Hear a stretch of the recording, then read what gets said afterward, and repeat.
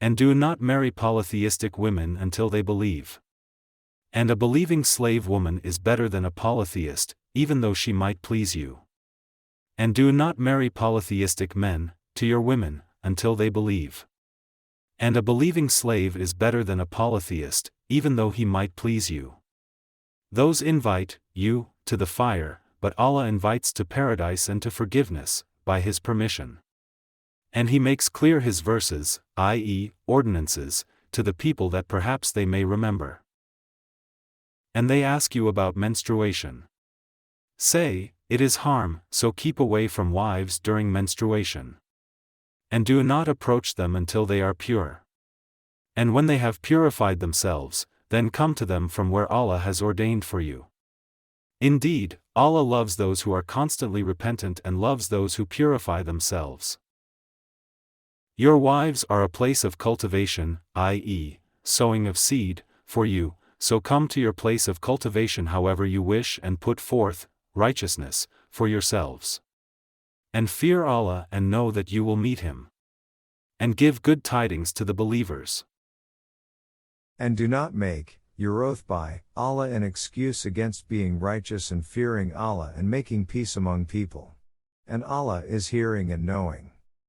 Allah does not impose blame upon you for what is unintentional in your oaths, but He imposes blame upon you for what your hearts have earned. And Allah is forgiving and forbearing.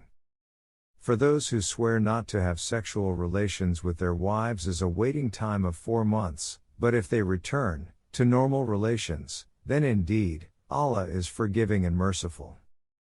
And if they decide on divorce, then indeed, Allah is hearing and knowing. Divorced women remain in waiting, i.e., do not remarry, for 3 periods, and it is not lawful for them to conceal what Allah has created in their wombs if they believe in Allah and the Last Day. And their husbands have more right to take them back in this period, if they want reconciliation. And due to them, i.e., the wives, is similar to what is expected of them, according to what is reasonable. But the men, i.e., husbands, have a degree over them, in responsibility and authority. And Allah is exalted in might and wise. Divorce is twice. Then, after that, either keep her in an acceptable manner or release her with good treatment. And it is not lawful for you to take anything of what you have given them unless both fear that they will not be able to keep within the limits of Allah. But if you fear that they will not keep within the limits of Allah, then there is no blame upon either of them concerning that by which she ransoms herself. These are the limits of Allah, so do not transgress them.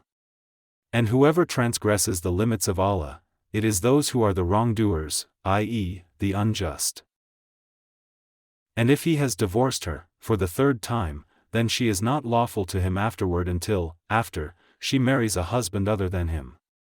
And if he, i.e., the latter husband, divorces her, or dies, there is no blame upon them, i.e., the woman and her former husband, for returning to each other if they think that they can keep within the limits of Allah. These are the limits of Allah, which He makes clear to a people who know, i.e., understand.